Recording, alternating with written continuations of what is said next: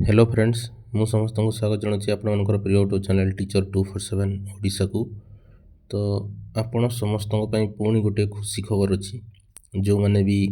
College गुड़िक अध्यापक अध्यापिका होगापी मनस्थ करिसेंती बा आपण घरे बसिबा अपेक्षा किछि मासिक रोजगार करने चाहूँगी तांकों कॉलेज गुड़िक विभिन्न निजुक्ति विज्ञापन नहीं आसी तो कौन रही को सब्जेक्ट रे आपणकर निजुक्ति विज्ञापन आसी से गुड़िक मुझे डिटेल्स रे कहबी को कॉलेज तरफ आसी तार साक्षात्कार केबे को हिसाब रे आपण आवेदन करेंगे बा तार लास्ट डेट केबे अप्लाई करिवार से जिनसटा मु कहबी। जदि आपण पीजी करिकी घरे बसिछंती घरे बसवा अपेक्षा को गोटे कॉलेज रे आपण एंगेज हो निहाती भल बोली मु भावुची कहीं सांप्रतिक परिस्थिति रे जहाँ हेलाणी आपण मैंने देखिथिबे एसएसबी रो जो बाहरी थिला लेक्चरर पोस्ट विगत 2 वर्ष हबो तार कौनसी फलाफल जाए बाहरिनी तो केबे बाहरिबो सेटा काहाकू मध्य जणा नहीं। तो से हिसाब रे मु आपण मानकू गोटे रिक्वेस्ट करि परिबी जे आपण माने घरे बसिबा अपेक्षा कोनसी गोटे कॉलेज रे एंगेज हिजबा भलो। ता सहित जदि आपण एसएसबीडी सारी छंती एसएसबी टीजीटी हैला आरएचटी हैला बा जूनियर टीचर असिस्टेंट टीचर ओएवीएस पई जदि पढुछंती भी बहुत बढ़िया आपण माने निजरो कंटीन्यूअस प्रिपरेशन जारी करंतु। आपण जदि एमसीक्यू हेरिका जदि चाहूँगी ताहले इंडियन पॉलिटी रो एमसीक्यू आम यूट्यूब चैनल माध्यम आप पाई पारिबे। ता सहित विभिन्न कैटेगरी जो अच्छी ओडिया इंग्लिश आपनकर पेडागोगी एसएसटी सबू एमसीक्यू आम अपलोड करूँ आपण मानक पई। तो आपण माने हरबर हंतु नहीं जेहेतु निजुक्ति विज्ञापनटा समस्त इम्पोर्टाट तो से भिडियोटी मु आगे अपलोड कर दूची। तो आज संध्यारे फंडामेंटल राइट्स रो 50 क्वेश्चन एमसीक्यू हेबो तो आपण मैंने कौन सी चिंता करंतु नहीं।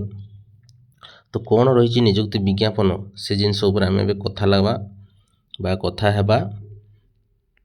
तो प्रथमे देखिबा आम भद्रक है समस्ते देखिपारुथबो जेटा कोठू आछिना Bhadrak Atal Bihari college Basudevpur Bhadrak principal office of the principal को पाखरु आसीची जे अपॉइंटमेंट ऑफ गेस्ट फैकल्टी। तो जहाँ भी सब निजुक्ति रही सब गुड़िक गेस्ट फैकल्टी अच्छी आपड़ 2026-27 सेशन पे से अपॉइंटमेंट आपको करेंगे है। तो कौन रही कौन नहीं देख application are invited from the retired lecturer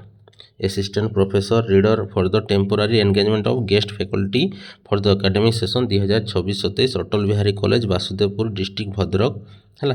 तो retired candidate may apply for the post following subject as for the regulation है। तुमको गोटे दि जाइए कौ पोस्ट बा कौ थी तुम सब्जेक्ट से खाली अच्छी बोटनी रे मैथमेटिक्स ओडिया संस्कृत जो मैंने भी बोटानी है मैथ ओडिया और संस्कृत सबुथिरे गोटे गोटे पोस्ट वैकेंट अच्छी तुम मैंने समस्ते अप्लाई कर सहित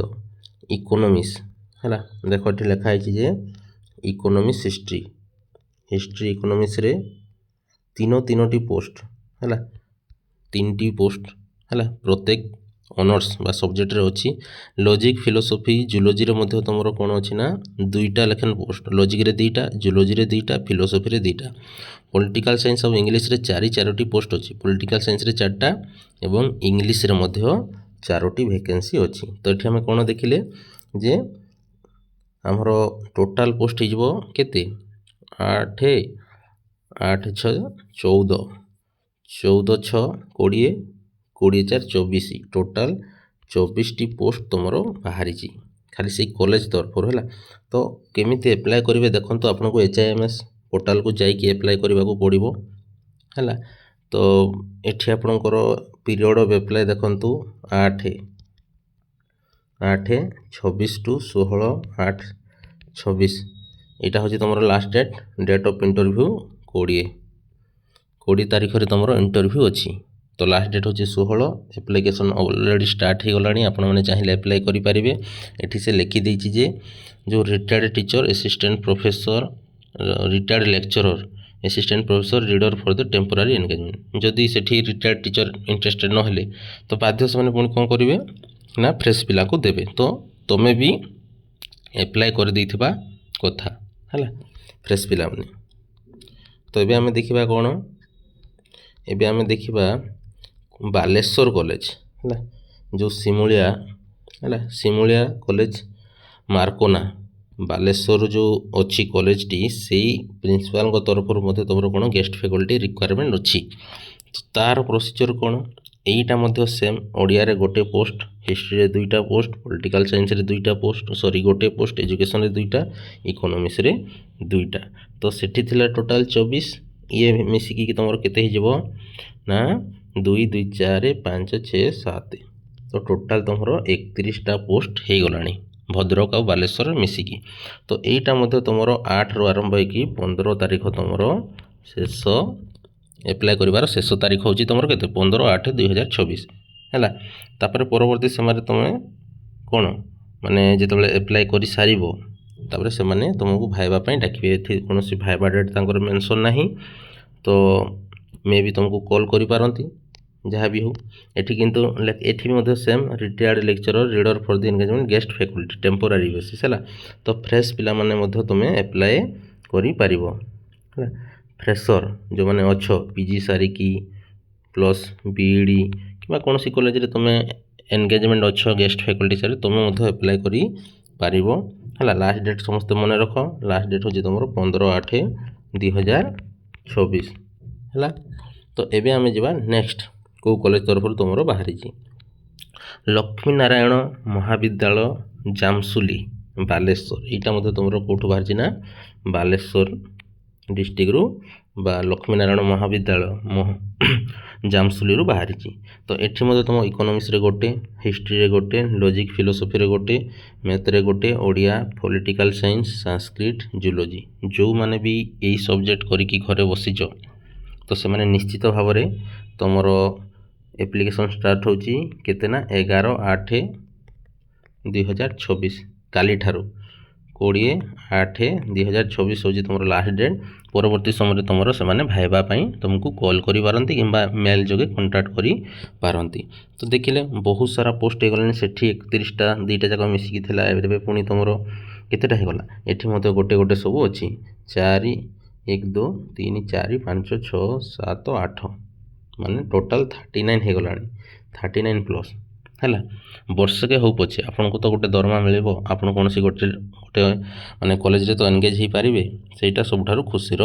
कथा तो जानिलो तुमको कोथरे अप्लाई करबा को पड़िबो ना HIMS पोर्टल रे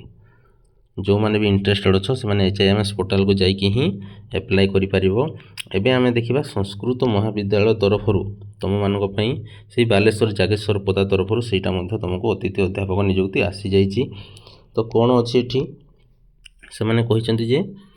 योग्य प्रार्थी माने अवसर प्राप्त अध्यापक निम्नलिखित आवेदन संस्कृत साहित्य रे गोटे एवं दर्शन रे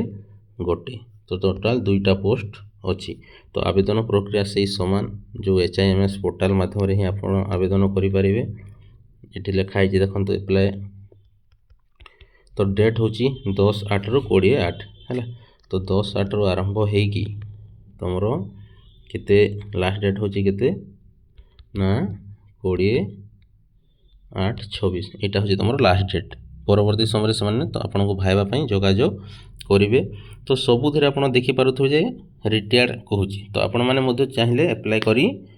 है उत्कल यूनिवर्सिटी